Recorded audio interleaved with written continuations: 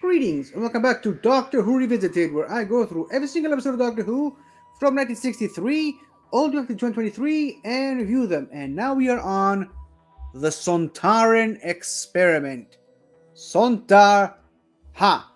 Okay, so the Sontarans are back, or at least one Sontaran. I mean, it's going to be a while before we're going to see multiple Sontarans in the same episode, in the same general area. Now we're just stuck with just the same person, Kevin Lindsay, playing a Sontaran, and in this case, two Sontarans in just an episode. And you know what?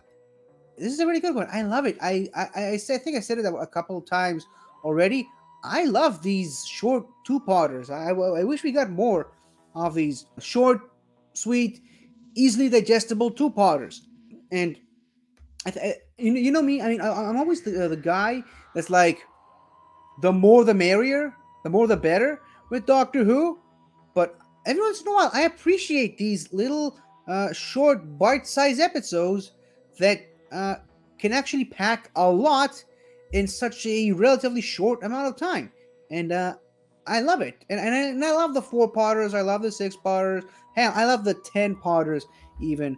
But every once in a while, it's nice that we get to see like this short 2-parter that's is sort of a connected tissue between the previous episode, which was a 4-parter, and the next episode, which is a 6-parter. And speaking of which, picking up where the previous episode left off, and I love when Doctor Who episodes do that from time to time. I'm not saying all the time, but this whole season, this first Tom Baker series season, I really love the direction that they went with this season, because okay, so we got the unit story out of the gate in episode 1, serial 1. Then we go to space in the far, far, far future, and then rather than just go back into the TARDIS and travel and go away, go someplace else, we're going down to the surface of the planet Earth.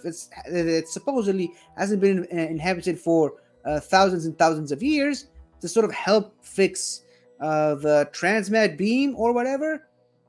And oh yeah, this isn't just going to be a quick round trip and back to the beacon. No, there's actually a really large story taking place in it. It turns out that not only has the Earth actually been inhabited by some people for quite some time now, there's also a Sontaran running around, capturing these people and experimenting on them for a potential Earth invasion of by Sontar.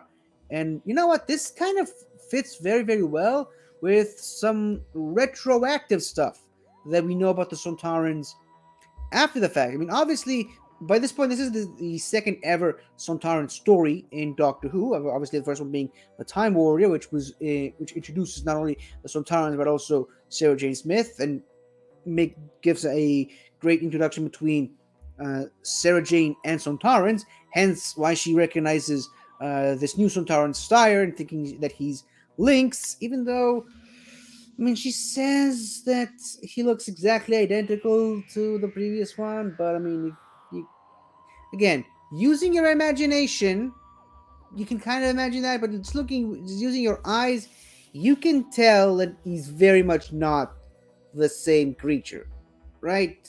I mean, it is a Sontaran, but it's definitely not the same one. The skin color looks different. The design of the head, the design of the uniform, even. I mean, hell, the guy has 5 fingers. Like, how many Sontarans do you know? But granted, I mean, again, gotta use your imagination. Plus the fact that was her second ever Sontaran that she ever met. So it is what it is. But yes, so that episode, the Time Warrior, was a really good setup for this one, and this already establishes a fear that Sarah Jane has of Sontarans, and a dislike that Sarah Jane has for Sontarans. So I like that. I mean, it also kind of fits in well with the audience's response to seeing another Sontaran on screen. And so yeah, there's some really good storytelling there. But this Sontaran in and of itself, I mean, that just shows you how ruthless and merciless these Sontarans can be. I mean, he traps several humans and just puts them through grueling tests just to see how well they can handle it. I mean, he chains up a guy in a cliff and essentially dehydrates him for several days just to see how long he can last. And then he takes two guys and forces them to hold a device that he can change control its weight to see how much they can hold and for how long. And in addition to that, he's also testing how well the other guy's chest can hold that weight, and that's just cruel. And then there's that other guy that he once captured, experimented on, and he escaped. Who knows what the hell he did to him? So yeah, the Sontarans, I mean, it goes without saying that they have complete and utter disregard for human life. I mean, we've already seen that with Lynx and the previous Sontaran story, but this just takes it to a whole other level. And you know what? It just really makes you appreciate the Sontarans even more so. And again, I keep saying this, but this is what makes a great Doctor Who villain: the menacing and goofy combined into one. I mean, obviously, the Sontarans are goofy. There's no other way you can say. There's nothing else you can say. I mean, they look ridiculous, but they're also scary and terrifying and ruthless. And exclusively in the classic series, they're also big and intimidating. No idea why they made them tiny, diminutive trolls in the modern series, but I'm gonna bitch about that once we actually get to the modern series. But this Sontaran specifically, Styre, I mean, he's even more of a combatant than the previous one, Lynx. Curious that it's played by the same guy, but I mean, the previous one was actually going up against the third Doctor, who is, you know, the skilled martial artist out of the all the Doctors. But this one really thrashes the fourth Doctor. But of course, it's intentional because it's whole part of the Doctor's plan of tiring him out, and we actually get to learn a bit more about the Sontarans. I mean, we heard in the previous episode that the reason why Sontarans have that big gigantic video game boss weakness on the back of their neck is because that's how they feed. But now we get to learn a bit more about it, and we gonna get to see what happens when it's used in reverse. In a weird way, what Harry did, pulling out that device from the spaceship, he kind of reversed the polarity in a way, which is kind of funny and interesting. But again, when you look at the way the effects were at the time, and you use your imagination on top of that, clearly they just got the guy out of the suit and just let the mask fizzle out on its own. But seeing that and just realizing that, oh no, that probic vent was actually feeding on his own life energy, draining him, that's pretty scary. But I mean, it's a combination of the goofy and the scary put into one. And it's another one of those aspects that I genuinely really love about Doctor Who, and especially the classic series.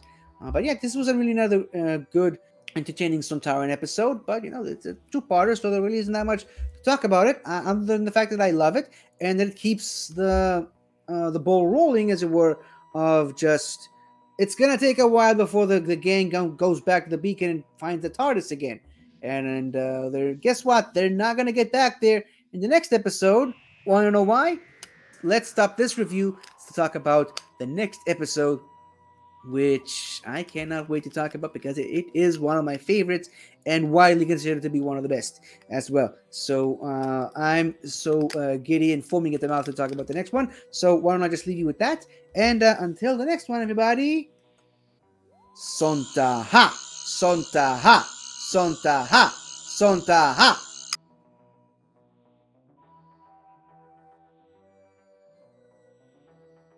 Hi there. Thank you for watching the video. And if you enjoyed it, don't forget to like, comment, subscribe, and tell your friends. I'll see you next time.